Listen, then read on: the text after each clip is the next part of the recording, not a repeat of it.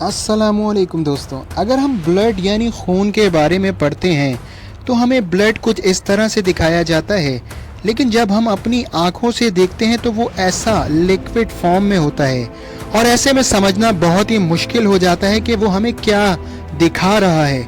असल में ब्लड का स्ट्रक्चर कुछ ऐसा ही होता है, लेकिन ये एक माइक्रोस्कोप इमेज होता है। जब आप अपने खून को माइक्रोस्कोप को 400 गुना जूम करेंगे तो आपको ब्लड सेल दिखाई देगा और उसके साथ बैक्टीरिया और प्रोटोजोन्स भी नजर आएंगे और ये सभी सेल ब्लड प्लाज्मा के अंदर होता है, जिसे हमें जूम आउट करने पर लिक्विड फॉर्म में नजर आएगा। जैसा कि आपको पता ही होगा कि कागज़ हमारी ज़िंदगी का अहम हिस्सा रहा है। इसके बिना आप अपनी स्टडी को मुकम्मल ही नहीं कर पाएंगे और दुनिया के सभी लोग इस पेपर पर डिपेंडेंट रहेंगे।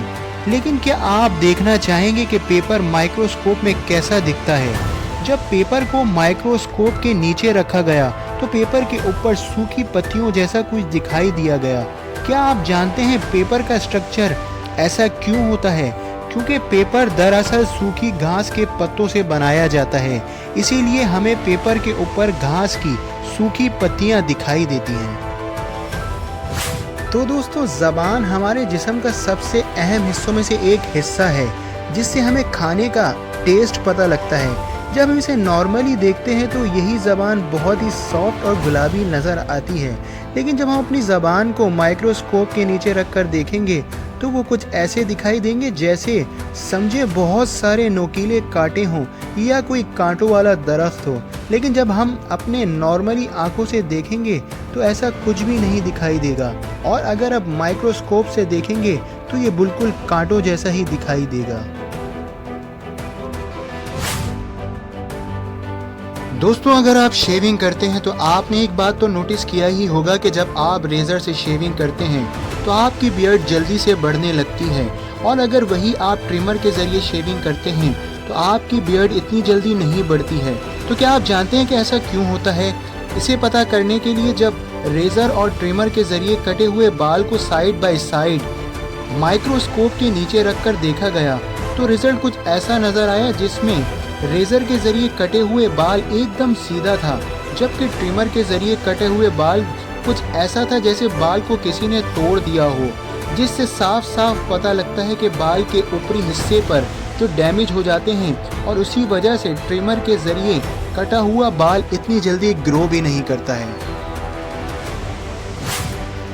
दोस्तों, आपने कभी न कभी ब्लेड का इस्तेमाल ज़रूर किया ही होगा और कभी कभार उंगलियों के नाखून भी काटे होंगे, पर क्या आपने कभी माइक्रोस्कोप में देखा है कि आखिर ये दिखता कैसा है? अगर किसी ब्लेड को आप माइक्रोस्कोप के नीचे रखकर देखेंगे तो कुछ इस तरह शार्प दिखाई देगा, लेकिन वही ब्लेड थोड़ा सा इस्तेमाल करने के बाद कुछ इस तरह दिखाई देगा, जिस पर बहुत ज़्यादा क्रैक्स पड़ चुके होंगे, जिससे वो ब्लेड ख़राब हो जाता है और थोड़े से यूज़ करने के बाद शेविंग एक्सपीरियंस भी सही नहीं देता है। दोस्तों, आइस कितना ठंडा होता है ये तो आपको पता ही होगा, जो जमने के बाद एक लेयर बना लेता है जिस पर आप कभी चले भी होंगे। लेकिन कभी क्या आपने ये सोचा है कि ये बर्फ़ आखिर माइक्रोस्कोप में नज़र कैसा आता है? तो जब इसे माइक्रोस्कोप के नीचे रखकर देखा गया तो इसका स्ट्रक्चर कुछ इस तरह दिखाई दिया कि जैसे इसे किसी आर्टिस्ट ने बड़ी महारत के साथ बनाया हुआ हो। दरअसल ऐसा इसलिए होता है क्योंकि बर्फ़ के अंदर पानी का भाप फंस जाता है, जो आपको डिज़ाइन में बदल जाता है। तो उम्मीद करता हूँ दोस्तों आपको ये वीडियो ज़रूर पसंद आई होगी। मज़ीद इस तरह की वीडियो देखने के लिए आप मेरे चैनल को सब्सक्राइब और बेल आइकॉन के बटन को ज़रूर प्रेस कर दीजिएगा, ताकि हर आने वाली इंटरेस्टिंग वीडियो सबसे पहले आपको मिल सके। अगली वीडियो में मिलते हैं, जब तक के लिए अल्लाह हाफ़िज़।